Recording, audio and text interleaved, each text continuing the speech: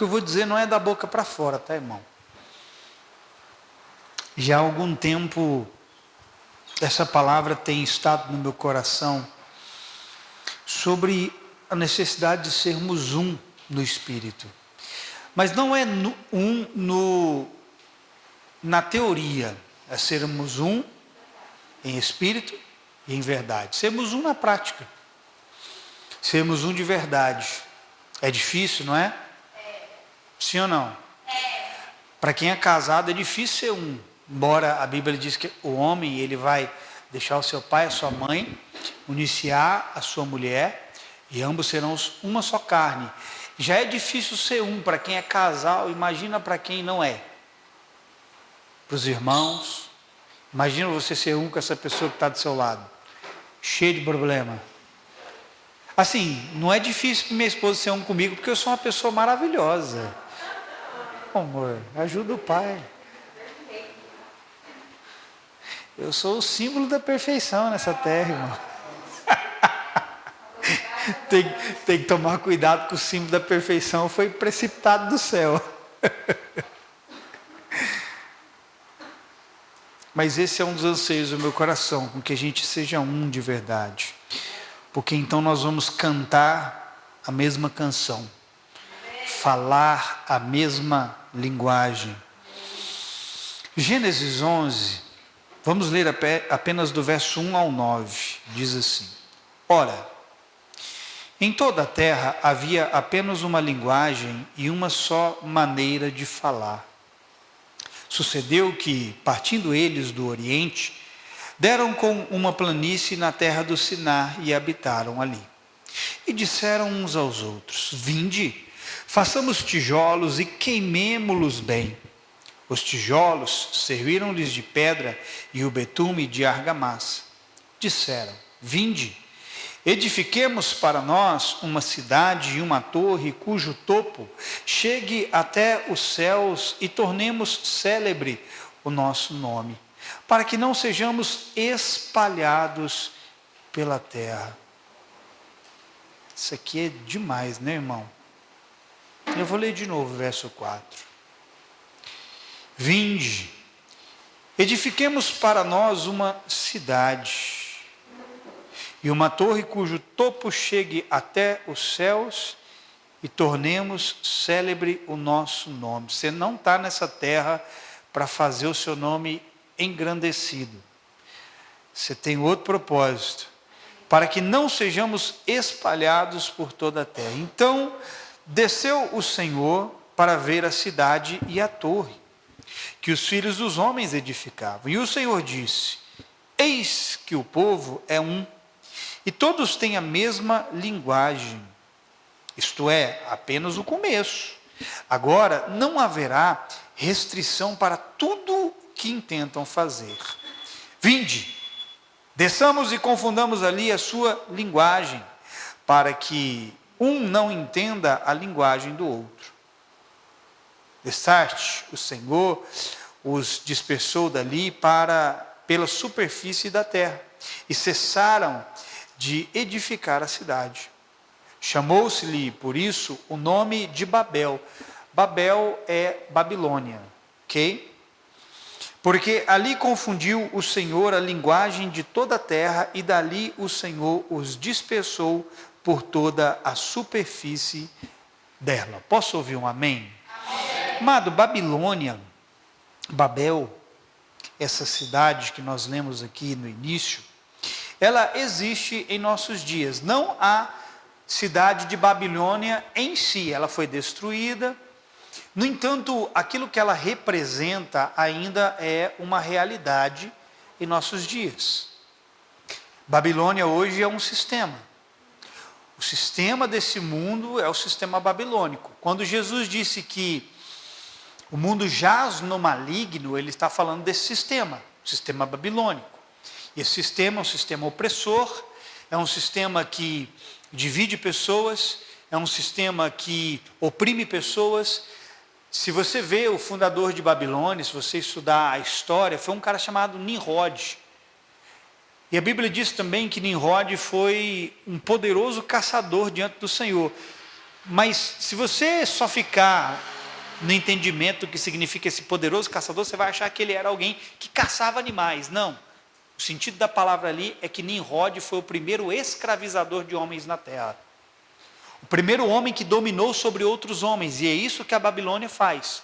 Ela escraviza, ela domina, ela oprime. Ela tem um sistema no qual submete os homens a um estilo de vida. E aqui eu poderia falar muitas coisas a respeito da Babilônia. E quando Deus olha do céu para a terra e ele vê esse empreendimento no qual os homens estavam construindo, edificando, obviamente Deus viu que aquilo não era bom. O intento do coração humano ali, obviamente espelhava o mesmo intento que outrora havia surgido no coração de Lúcifer. Porque eu já disse isso a vocês, eu já ensinei isso. Se você pegar a história de Lúcifer, lá em Ezequiel, vai dizer um pouco sobre ele. Se você comparar a história de Lúcifer e a história da Babilônia, foi exatamente a mesma coisa que os homens tentaram reproduzir. Lúcifer tentou subir acima do trono de Deus. Os homens tentaram construir uma torre que chegasse ao mais alto céu. Lúcifer tentou fazer o seu nome célebre acima do nome de Deus. Na Babilônia, os homens tentaram fazer o seu nome célebre. Vocês estão pegando? Vocês estão entendendo? Então Deus olha do céu para a terra e ele vê que aquilo era mal. Então Deus tinha que intervir. Eu quero te dar uma palavra. Toda construção que vai exaltar você, que vai engrandecer você para o seu bem, Deus vai descer e vai confundir isso aí na sua vida, porque o que vai sair no final disso tudo não é algo para a sua glória, mas para a glória dele. Mas veja, há uma história, há algo que eu quero extrair com você aqui desse texto, que está no verso 6, e eu quero ler ele de novo. Diz aqui: e o Senhor disse, eis que o povo é um, e todos têm a mesma língua. Repita essas duas coisas comigo. Todo o povo é um e tem a mesma língua. E ele disse, isto é apenas o começo. Agora preste atenção, porque existe um poder enorme nessas duas coisas que eu pedi para você repetir. E Deus sabe desse poder, porque Deus nos deu esse poder. Deus olhando e vendo que eles eram um e tinham a mesma língua, o Senhor chegou a essa conclusão: agora não haverá restrição para tudo que planejam fazer. Olha isso aqui, irmão. Deus, olha para mim, colocou um poder na unidade e na linguagem. Por isso que quando nós aprendemos a ser um de fato, nada pode nos resistir. Por isso que quando nós aprendemos a ter uma mesma linguagem, aquilo que nós ligamos na terra é ligado nos céus. Aquilo que nós desligamos na terra é desligado nos céus. Vocês estão entendendo? Então veja, se Deus não tivesse intervido naquele projeto humano, o próprio Deus disse, não vai haver restrição para eles. Tudo que eles intentarem fazer vai acontecer. Por quê? Porque Deus colocou poder nisso. Deus colocou poder na unidade. Deus colocou poder na linguagem. Só que eu li aqui a história de Babel, mas eu quero trazer isso no sentido oposto. Porque aqui foi um exemplo de algo ruim. A unidade e a linguagem deles, obviamente, não estava cooperando para algo que Deus queria que eles edificassem. Só que eu vou pegar o exemplo de Babel e eu vou inverter ele para algo bom. Porque há uma unidade, uma linguagem que o Senhor quer com que a gente edifique. E eu quero começar te dizendo isso aqui. Há limites que só serão rompidos quando houver unidade. É forte. É para glorificar de pé. Tem coisas, irmão, que você não vai vencer sozinho. Então desista de batalhar sozinho. Judas vai dizer lá para nós batalharmos, Judas capítulo 1, verso 3, ele vai dizer para nós batalharmos pela fé que de uma vez por todas foi dada aos santos. Essa é uma batalha que você faz sozinho. A fé é sua, a fé foi dada a você cuida dela, você batalha por ela, você edifica ela. Posso ouvir um amém? Amém. Só que há batalhas que você não as vence sozinho. E não adianta. Se Deus projetou para que coisas fossem conquistadas entre você e outras pessoas, se você tentar conquistar sozinho, você vai fracassar. Por quê? Porque Deus projetou para que houvesse unidade entre o povo. Você entende isso? E quando a conquista ela precisa ser feita na unidade, não adianta você ir na sua individualidade, porque você não vai alcançar aquilo. Por isso eu digo para você, querido, que talvez nós estamos num limite hoje, não rompemos com esse limite porque não estamos sendo um. Porque talvez está nos faltando unidade. Está faltando eu e você pegarmos nas mãos uns dos outros e dizer, você caiu, eu também caí, mas vamos levantar e vamos embora junto. Você tem que vibrar com isso, irmão. Irmão, o problema de Deus nunca foi você ter problema. O problema de Deus foi você não querer resolver os seus problemas. O problema de Deus nunca foi você cair, porque Ele diz, o justo vai cair 7 vezes, mas em todas elas o Senhor o levanta. O problema para Deus é quando você cai e aceita ficar prostrado. Mas eu comecei um negócio e não deu certo. Se não deu certo, das duas, uma. Ou você fez sozinho, ou você levantou algo que não era que Deus queria que você levantasse. Mas aí Deus fala assim, se levanta, pega na mão desse aí, e bora romper junto. Quem quer romper junto? Amém. Irmão, quantas vezes eu tenho dito para você que eu preciso de você? Vocês vêm para cá, vocês me ouvem, vocês acham assim, eu preciso do pastor. Mal sabe vocês, pequenas criaturas, que quem mais precisa de alguém aqui, nesse lugar, sou eu. Eu sou um para muitos, vocês são muitos para um. Eu preciso mais de vocês do que vocês precisam de mim. Você acha que eu vou conseguir construir, edificar uma obra sozinho, irmão? Eu preciso da sua ajuda, mas quem está disposto a ser um comigo? Há coisas planejadas por Deus que foram projetadas para serem alcançadas por meio de um trabalhar conjunto.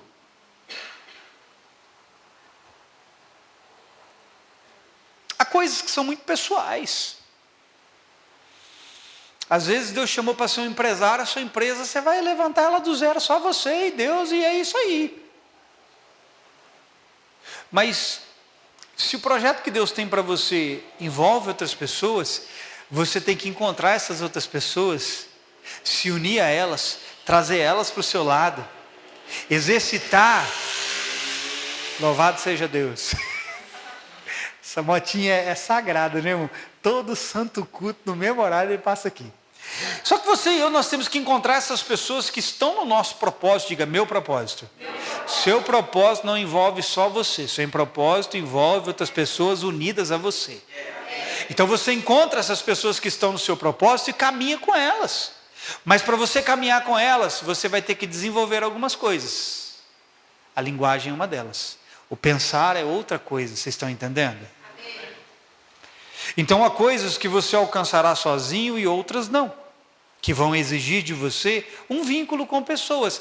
E se tem algo, querido, que as pessoas nesses últimos tempos estão se tornando, é individualistas. Já vou falar sobre isso. Elas não querem mais desenvolver um vínculo com alguém. É ela, por ela e através dela, e por ela são todas as coisas.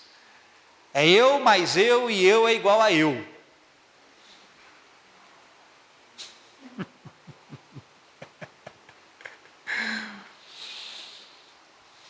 E nem todo mundo, irmão, gosta de unidade, viu? Tem gente que não gosta de andar com outras pessoas. Mas é necessário unidade, porque as pessoas não gostam de ter vínculo com outros, sabe por quê, irmão? Porque nem sempre as pessoas conversam as mesmas linguagens. Por que tem muita gente que não gosta de unidade? Porque na unidade você vai precisar desenvolver uma mesma linguagem. E nós temos uma enorme dificuldade em andar com quem fala e pensa diferente de nós, essa não é? A Bíblia diz assim, andarão dois juntos, se porventura não estiver de comum acordo. Veja, se não houver comum acordo, como que você anda com o outro? Como que você caminha com o outro? Estar de comum acordo, querido, envolve pensar e falar. Envolve um mesmo espírito, envolve um mesmo sentimento. Amém ou não? Amém. O tipo de trabalho que o Senhor tem para nós, querido, exige unidade e uma linguagem comum. O nosso maior trabalho aqui é mudar como nós pensamos. Então nós também mudaremos como nós falamos. Se nós mudamos a maneira como pensamos, mudamos a maneira como falamos. Por que eu não quero andar com o outro? Porque eu não concordo com o que o outro pensa.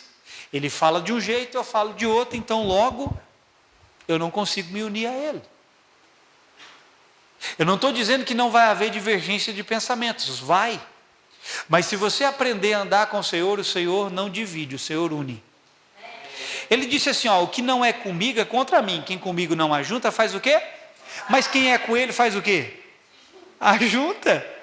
Então por que eu e você não conseguimos andar um com o outro? Por que eu e você não conseguimos dar a mão uns para os outros? Por que nós não conseguimos desenvolver um trabalho em conjunto? Porque nós estamos numa mente errada.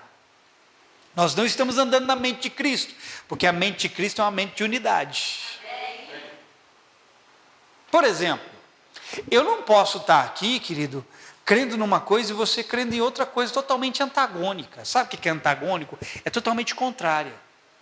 Eu não posso estar aqui falando para você, irmão, eu acredito no Espírito Santo, nos dons do Espírito Santo, no falar em outras línguas, e você está aqui e você não acreditar em nada disso. Não adianta. Esse negócio aí que o pastor está falando, isso aí, eu não acredito nisso não.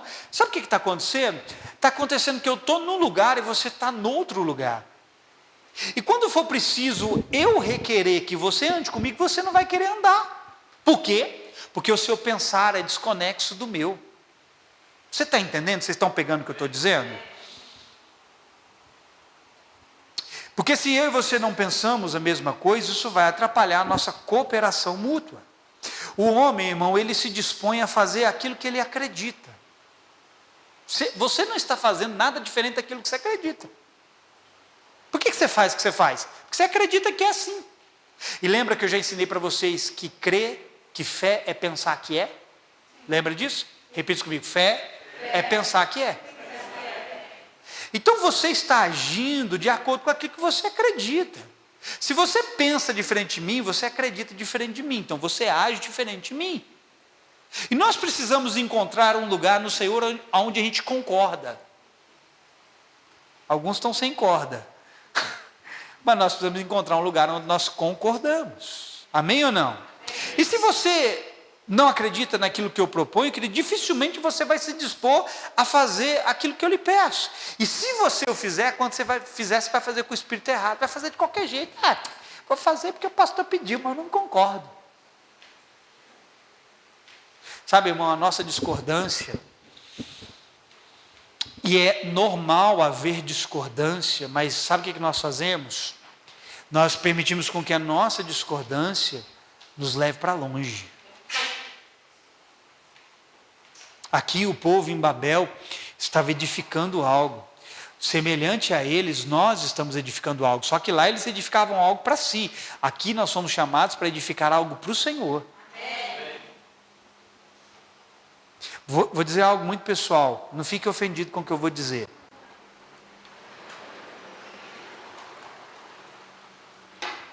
Querido, mas eu nunca mais vou levantar alguém que pensa diferente de mim. Nunca mais. Esqueça. A partir de agora o meu padrão é outro. Pastor, eu quero andar com você, eu quero pastorear com você, eu quero ser líder com você, me dá isso, aquilo, outro. Ok, então nós vamos alinhar o seu pensamento e o seu coração, porque enquanto não houver isso, nada feito. O que eu estou dizendo para você, querido, é sério. Porque como que eu levanto alguém para estar comigo e eu estou remando para um lado, ele está remando para o outro lado? Teve uma vez que a gente foi atravessar a prainha, eu e um rapaz, John Lennon. Pegou um caiaque, nós alugamos um caiaque, e eu remando para um lado e o miserável remando para o outro. Me deu uma vontade de virar ele. Ele ainda, na volta, eu cansado, na volta ele ainda virou o caiaque no meio do... Eu vou te afogar aqui, miserável. Eu quase morrendo, remando para um lado, você atrapalhando. O que eu estou dizendo para você, querido, eu já vivenciei isso. Com pessoas do meu lado, onde eu pregava uma coisa e a pessoa pregava outra contrária daquilo que eu estava pregando. Eu pregava e ele despregava. Eu falava um negócio e o fulano falava outra coisa contrária. Não, mas não é assim. Sabe o que isso gerou no meio da igreja? Confusão. Foi o que aconteceu aqui em Babel, quando Deus desceu e confundiu a língua. O que aconteceu? Quando Deus bagunçou as línguas, houve confusão e o povo se dispersou. Sabe o que aconteceu na época? Ninguém sabia quem seguir. Eu sigo o pastor fulano ou o pastor ciclano? Qual verdade eu acredito? Por quê? Porque eu estava pregando uma coisa e o outro pregando outra coisa. Eu acreditando em algo e o outro acreditando em outra coisa. Eu vou te dar um exemplo. Aqui na cidade, não é falando mal, ok? Pega o que eu vou dizer, entenda, não estou falando mal. Aqui na cidade nós temos o conselho de pastores. E é difícil, querido, às vezes, nós chegarmos a um consenso. Nossa, a gente já teve cada reunião, cada embate, uns negócios assim, irmão, sem lógica, sem pé nem cabeça, uns trem mais infantil. E é difícil a gente chegar num consenso. Por quê? Porque, veja, já é difícil para eu, como seu pastor, e você que está aqui me ouvindo todo santo dia, já é difícil você chegar num consenso comigo, sendo que você me ouve todo dia. Você está entendendo o que eu estou dizendo? Quantas vezes você não está ouvindo, ou você já não ouviu isso que eu estou falando para você? E ainda assim você não chega no consenso comigo. Agora imagina eu estar no meio de outros pastores, que está um nível acima de você, que eu mal vejo, que eu vejo uma vez no mês, ou uma vez no ano. Imagina eu chegar no meio desse povo, nós nos reunimos e colocarmos tudo na mesa e chegarmos no consenso. É muito difícil. Por quê? Porque cada um pensa de um jeito diferente. Enquanto tem um ali de um lado pensando assim, ó, o que a gente pode fazer para expandir o reino de Deus nessa cidade? Tem um outro ali pensando assim, o que eu posso fazer para aumentar o número de membros na minha igreja? Não, o que eu estou falando acontece. É exatamente assim que acontece. E aí, querido, como que a gente vai andar junto? Aí eu entendo. Por que as igrejas não se misturam? Porque os pastores não têm concordância entre si. Eles não pensam igual. Está cada um buscando estabelecer o seu reino, levantar a sua torre, construir a sua cidade. E quando os pastores deveriam ser em prol do reino, em prol do rei, está sendo cada um em prol de si mesmo. Levantar a placa da sua igreja, aumentar a membresia, aumentar a sua arrecadação. Vocês estão pegando o que eu estou falando?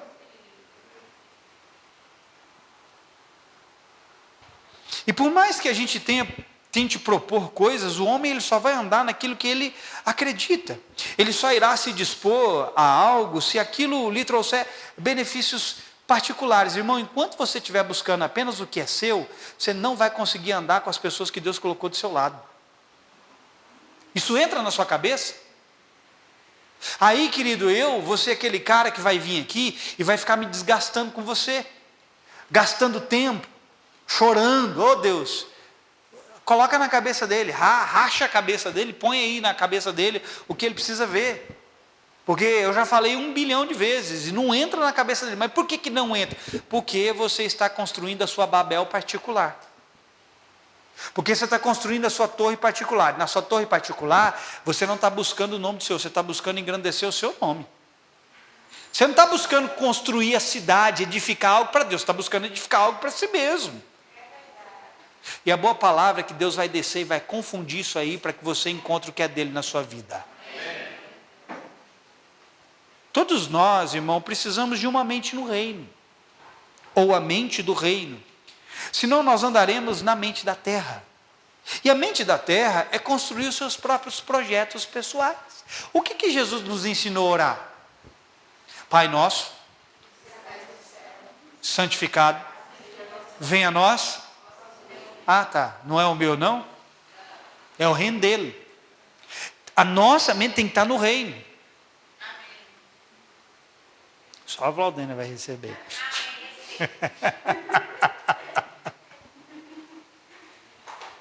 Então veja, nós temos que ter uma mente no céu, que edifica para o céu, ao invés de termos uma mente na terra, que constrói os seus próprios projetos pessoais. Por quê? A Bíblia vai dizer para mim e para você, em Salmo 127:1, isso aqui. Você conhece essa passagem? Que foi o que aconteceu aqui em Babel. Salmo 127:1 vai dizer assim, se o Senhor, quem? Não edificar a casa, em vão. Faz o quê? Trabalhos que edificam. Aqui, o povo de Babel edificou algo em vão. Por quê? Porque Deus não estava naquela edificação, irmão. Se o Senhor não guardar a cidade, continua o texto, em vão vigia a sentinela. Perceba, amado, que você pode empreender algo Você pode começar algo que é apenas para si. Algo que o Senhor não te chamou para fazer. Tem muita gente, irmão, trabalhando em vão. Eu vou repetir isso aqui. Tem muita gente trabalhando em vão. Tem muita obra, querido, sendo levantada pelas pessoas que o Senhor não está edificando. Babel é um bom exemplo disso. Está construindo seu próprio reino. Aí sabe o que vai acontecer? Vai cair. Vai desabar. Aí você vai ficar, oh Deus, por quê? Oh céus, oh terra, oh vida, por quê? O que eu fiz de errado? Aí você vai ter que ouvir Deus falar assim, o que você fez de errado foi que você construiu algo sem com que eu estivesse edificando.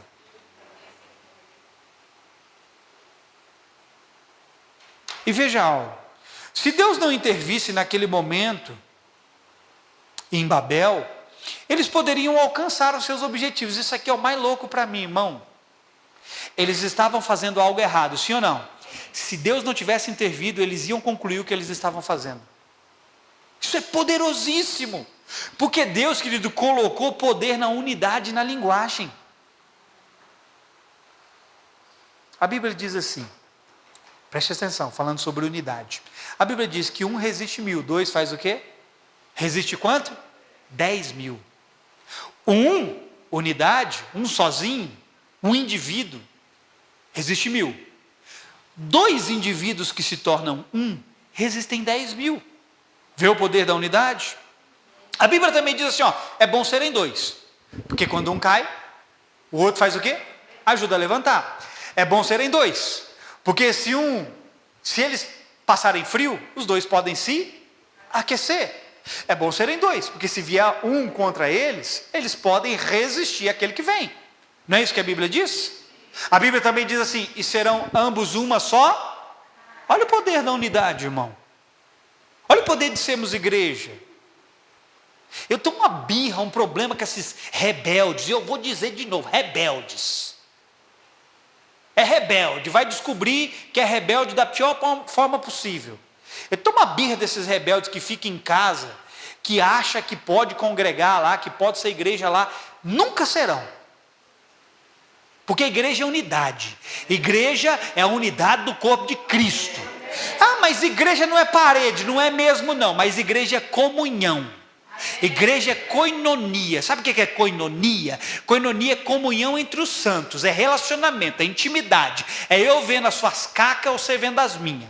É eu vendo as suas feiuras e você vendo as minhas. É eu te dando uma peia ou você dando uma peia em mim. Eu puxando a sua orelha ou você puxando a minha. Você está entendendo? Isso é igreja. Igreja é unidade. Igreja é um negócio que trabalha em prol de outra coisa. Portanto, meu irmão, não caia nesse engano não, de você achar que você pode ser estando lá na sua casa, que você não pode. A unidade, querida, ela é poderosa. Poderosíssima. No exército, há um negócio, cadê a Chayane? Aqui, ó. No exército há um negócio chamado formação de batalha. Repite isso aqui comigo, formação de batalha. Na antiguidade, as tropas, quando iam lutar contra outros exércitos, hoje evoluiu muito, hoje há muitas formas de estratégia. Os exércitos hoje são modernos, então eles estudam, então há muitas formas de batalha, mas na antiguidade, quando os exércitos iam lutar contra os outros, se você pegar filmes antigos de guerra, você vai ver isso acontecendo lá, sendo relatado. O que as tropas faziam? Elas formavam blocos, fileiras de homens, um ao lado do outro e um atrás do outro, e eles se compactavam. Pega isso aqui. Eles se compactavam a ponto de parecer um só homem. Pegou as ideias? Pegou? Imagina um bloco de um monte de gente se tornando uma só pessoa. Por que eles faziam isso? Porque eles se tornavam um só, como se fossem um só. E isso dificultava com que a tropa inimiga conseguisse romper com aquele pelotão, com o exército. Então eles se fechavam, eles se juntavam para se tornar como se fossem um só homem. Pegou?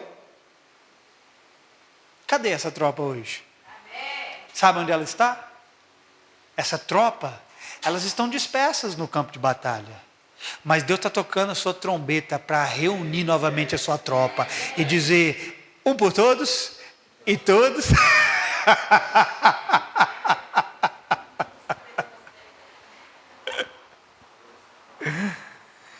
Nós perdemos muito por sermos individualistas.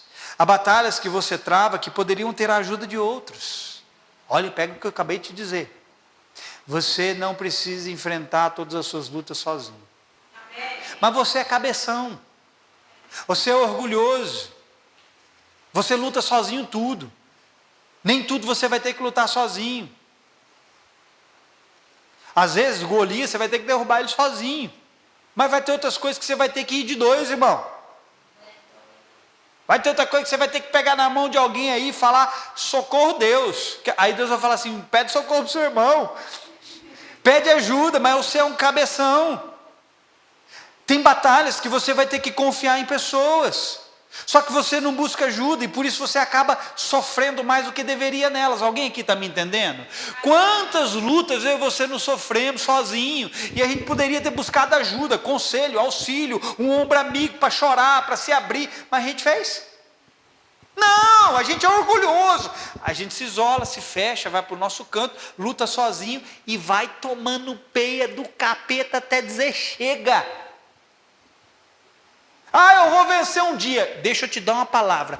Se Deus projetou que essa guerra fosse vencida entre você e o seu irmão, não espere vencê-la sozinho. Seja humilde. Nós estamos ignorando, querido, aquilo que o diabo não ignora. E o diabo não ignora a unidade. Vou repetir o que eu disse. Estou te dando segredos. Pega isso aí. Nós estamos ignorando aquilo que o diabo não ignora. O diabo não ignora a unidade, porque se o diabo ignorasse a unidade, ele não traria divisão. Pegou? Pegou não? O diabo sabe que há poder em sermos um, irmão. Você acha que ele está ignorando isso? Quer ver algo? Como é que você acha? Agora eu vou pegar a atenção de vocês, porque quando eu estou falando da palavra de Deus, vocês ficam despertos. Mas quando eu começo a falar das coisas do cramunhão, vocês ficam tudo espertinho, depois vem me perguntar para mim, pastor, como é que é isso aqui? Parece que a coisa do capeta atrai mais vocês do que a coisa de Deus, né? Como é que vocês acham que uma entidade sobe lá num terreiro de macumba para incorporar num pai de santo, numa mãe de santo? Como é que você acha? Não é só chamar eles não, vem cá, ô, Zé Pilinto, Zé Pilantra, Pombagira, Tranca-Rua, Chu, Maria Padilha, quem?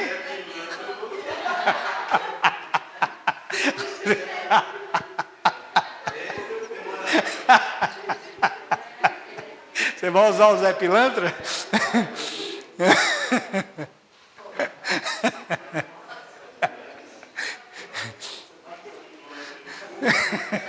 Parou.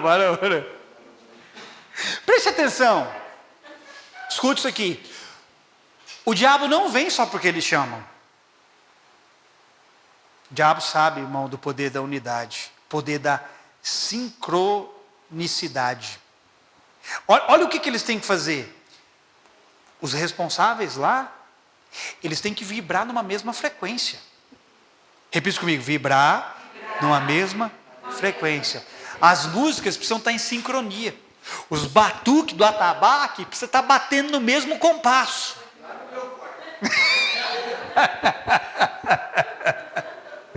Os caras que batem, irmão, isso aqui é sério, os caras que batem os batuques lá, tem que estar na mesma cadência, senão o capiroto não vem. Vai ouvindo, irmão. As oferendas precisam ser de acordo com aquilo que as entidades exigem. Eles precisam estar usando a roupa com a cor que as entidades exigem. Olha só isso aqui, irmão. Tudo precisa ser nos conformes. Tudo precisa seguir uma linha. Tudo precisa estar ordenado. Senão eles não vêm. Sabe o que os homens têm que fazer lá?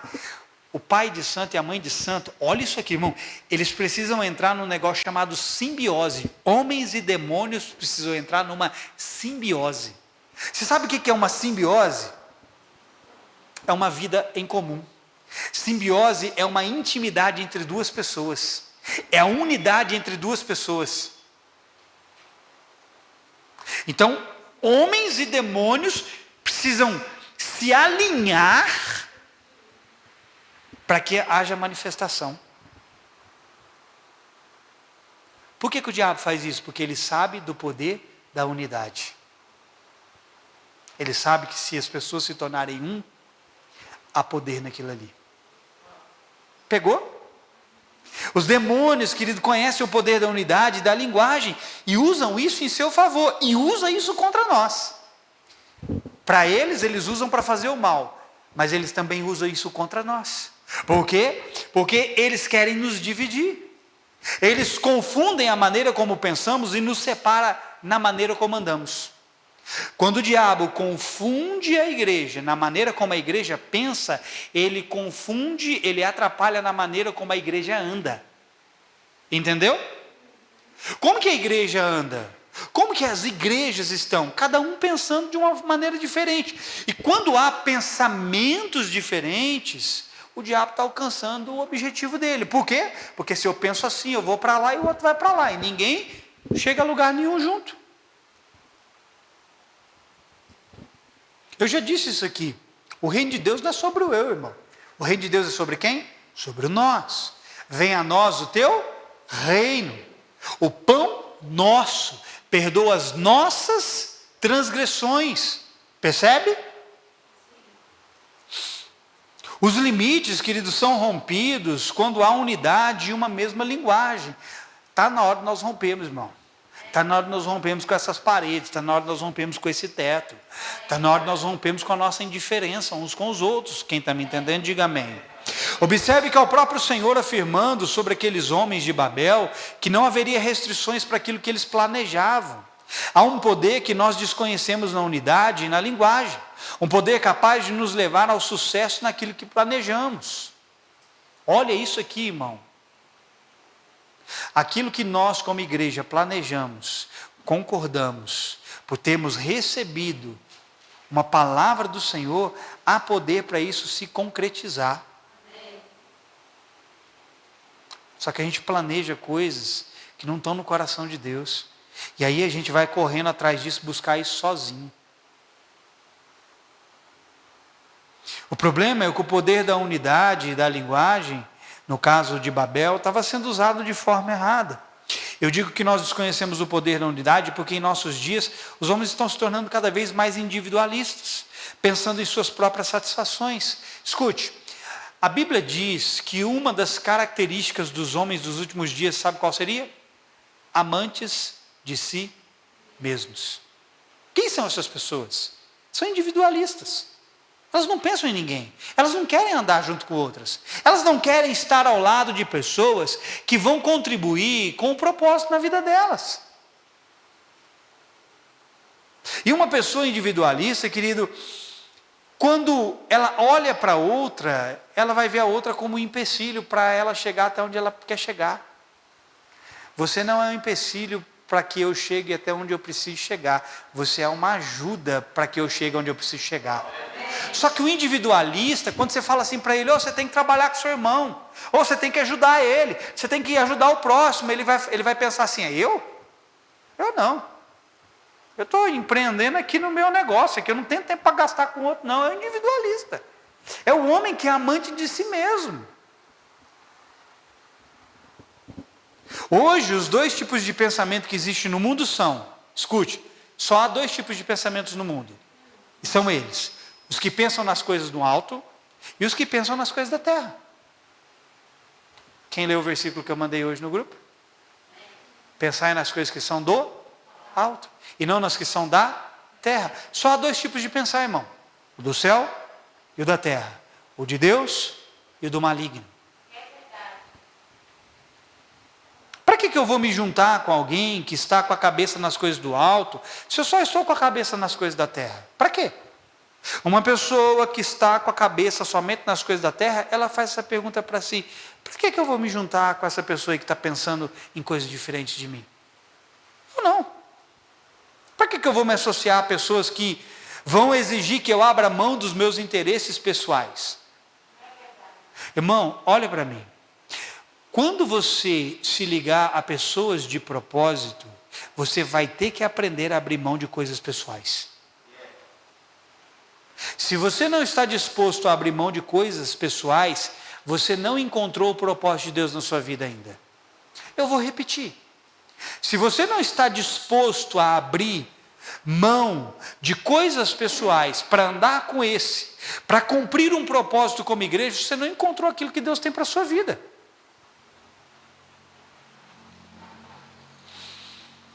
Por isso nós vemos pouca unidade entre os irmãos. Paulo disse em Efésios no capítulo 4, verso 13, que nós temos um lugar para chegar, irmão. E olha o lugar que Paulo disse que nós temos que chegar. Efésios 4,13, Paulo chama de unidade da fé e do pleno conhecimento do Filho de Deus. Esse é o lugar que nós temos que chegar. Olha o lugar.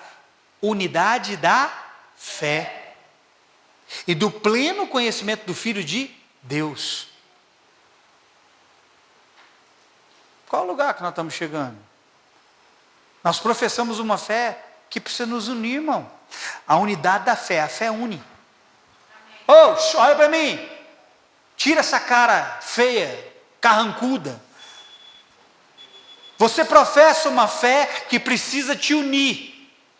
Eu vou dizer de novo, até ser despertado o seu sono. Você professa uma fé que precisa te unir. Essa fé mentirosa que você está professando, que está te levando para longe, está enganando você. A sua fé te une ao seu irmão. A sua fé te liga com ele. A sua fé diz assim: ei, vamos fazer algo junto. Ei, vamos construir o reino de Deus nessa terra.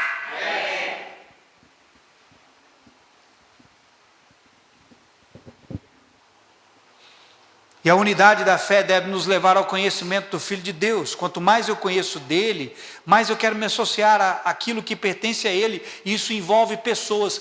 Mais uma vez, escute o que eu estou te dizendo. Quanto mais você conhece de Cristo, eu disse o quê? Mais você quer se associar àquilo que pertence a ele. Sabe o que pertence a ele? Pessoas. Quanto menos você quiser estar ao lado de pessoas, menos você tem andado com Cristo. Eu vou repetir, quanto menos você quiser estar do lado de pessoas e se associar com pessoas, menos você tem andado com Cristo. Porque quanto mais eu ando com Cristo, mais eu quero colaborar com você. Quanto mais eu recebo dele, mais eu quero derramar sobre você. Quanto mais eu ouço dele, mais eu quero compartilhar com você. Alguém está me entendendo?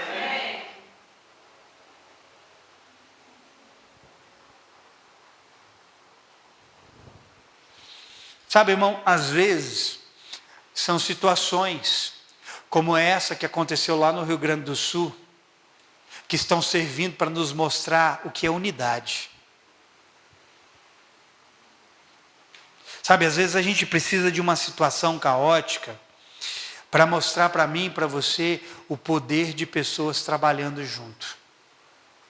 Irmão, se o povo do Rio Grande do Sul tivesse dependendo do governo, esse povo ainda estaria debaixo de lama. Porque o governo não está fazendo nada por esse povo, nada. Sabe quem está fazendo? Pessoas, igreja, ONGs. As pessoas se uniram, querido, em prol. Olha, isso aqui é unidade, irmão. É um povo trabalhando em prol de uma mesma coisa, no mesmo pensar, no mesmo espírito, numa mesma disposição. Às vezes nós precisamos de uma situação caótica na nossa vida para nos mostrar que nós estamos sendo egoístas, individualistas, pensando apenas em nós mesmos. Não estamos nem aí para a dor do outro. E aí vem uma situação como essa e faz com que pessoas se levantem. Só que quando tudo está bem, sabe o que a gente faz? A gente se isola. A gente vive de maneira egoísta e a gente não busca a unidade do Espírito. Paulo também disse em Efésios 4, verso 3, isso aqui, ó. Façam todo o esforço. Fazerem o quê? Irmão, você faz esforço para o mundo e o fundo. Você faz esforço para tudo. Tudo. Mas Paulo disse aqui, façam todo o esforço. Agora olha isso, para conservar a unidade do Espírito pelo vínculo da paz. Olha o esforço que você tem que fazer. É para conservar a unidade do Espírito. Primeiro, lá em Efésios 4,13, ele fala de uma unidade da fé. Só que no verso 3, 10 versos anteriores, ele fala de uma unidade no Espírito, que precisa ser conservada. O que eu e você estamos fazendo para preservar essa unidade? Paulo disse que é o vínculo da paz que nos mantém unidos. A paz cria uma condição onde aprendemos a viver como um. Eu vou repetir. Olha como que Paulo diz que nós conservamos a unidade no Espírito, através do vínculo da paz. A paz cria uma condição onde nós aprendemos a viver como um. Você está precisando de paz, irmão, você está vivendo muito atribulado. Tem gente que vive em pé de guerra, e não se une a ninguém. É um espírito de contendeiro, sai dele em nome de Jesus. É um espírito maligno que... A Bíblia diz assim, irmão, que o iracundo, ele vai sofrer o dano. Sabe o que é o iracundo? É a pessoa que se ira e que vive brigando. Ele precisa sofrer o dano. Esse não seja você, em nome de Jesus. Seja alguém da paz que desenvolve a unidade do Espírito. Amém ou não? E por último, para a gente terminar, unidade. Agora eu vou falar de linguagem, bem brevemente a gente vai terminar. No princípio da construção humana de Babel, Deus fez o quê? Olha para mim, gente, presta atenção nisso aqui. Lá no início da construção de Babel, o que Deus fez? Deus dividiu as línguas e espalhou o povo, não foi isso? Mas no princípio da construção divina, lá em Atos 2, o que Deus fez? Deus derramou uma língua para unir o povo. Deus derramou uma língua para unir o povo novamente e torná-los um. Quando o Espírito Santo desce lá em Atos, o que a Bíblia diz? Que todos começaram a falar uma mesma língua. Uma o quê? Uma mesma língua. Essa linguagem do Espírito, querido, unifica você. Traz unidade. Amém? O grande ponto é que nós paramos de falar essa mesma língua. O diabo confundiu a nossa mente para confundir a nossa fala. Falando de Atos 2 ainda.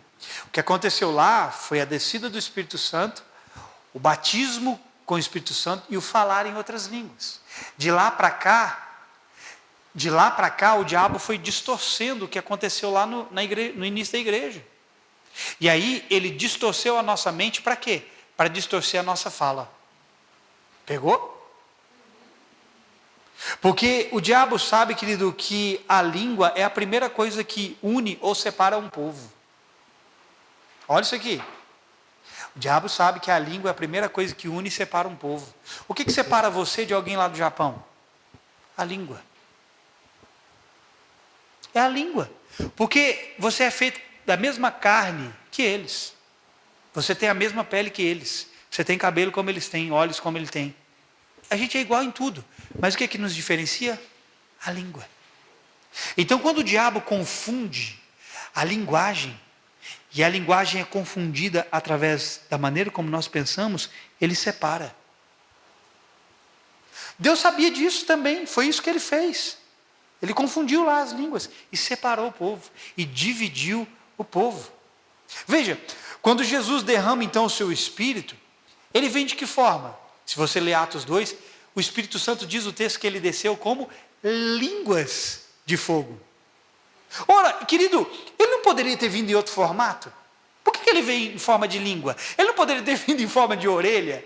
Ele poderia ter vindo em forma de mão? Ele não poderia ter vindo em forma de nariz? Sei lá, ele poderia ter vindo de outras formas. O Espírito Santo sobre Jesus não desceu como forma corpórea de pomba? Não foi isso? Mas por que lá em Atos 2 ele vem como línguas de fogo? Eu vou te dizer o porquê. Pega isso. Escuta isso aqui. Porque no princípio, o que Deus usou para colocar tudo em ordem foi a sua linguagem. O que a Bíblia diz?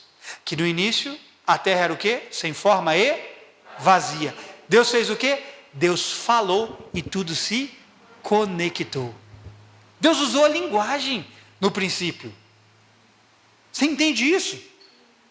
Paulo vai dizer em 1 Coríntios 1,10 isso aqui, para terminar. Rogo-vos, irmãos, pelo nome de nosso Senhor Jesus Cristo, que faleis, olha isso, todos a mesma coisa e que não haja entre vós divisões. Antes, sejais inteiramente unidos na mesma disposição mental e no mesmo parecer. Pegou? Falem todos a mesma coisa, não haja divisões, sejam inteiramente unidos, tenham o mesmo modo de pensar e o mesmo parecer. Amado, há uma conexão poderosa que nos faz e que, se nós observarmos atentamente essas coisas, muito mais acontecerá no nosso meio. Tem uma linguagem que nos conecta, que nos torna e se nós entendermos e ficarmos atentos a isso, nós vamos ver muitas coisas acontecendo no nosso meio. Então, querido, coloque em prática e coloque em prioridade na sua vida falar a linguagem do Espírito Santo. Ore em outras línguas. Gaste um pouco mais de tempo com isso. Invista nisso. Você está investindo em muitas coisas que Deus não está, irmão. E você vai descobrir da pior maneira que Deus não está nisso aí que você está investindo. Por causa de teimosia. Invista nas coisas que são do alto. Buscai as coisas que são do alto e não as que são da terra. A sua vida está escondida com Cristo em Deus. Você tem que descobrir o que está lá, irmão. Então gaste tempo na linguagem do Espírito Santo, porque esse é o primeiro e mais importante passo para todos falarmos a mesma coisa. Se eu estou falando a linguagem do Espírito e você está falando a linguagem do Espírito, sabe qual vai ser a consequência disso? Falarmos a mesma coisa. Vocês entenderam essa palavra? Vocês recebem ela? Unidade e linguagem. Fica de pé no seu lugar.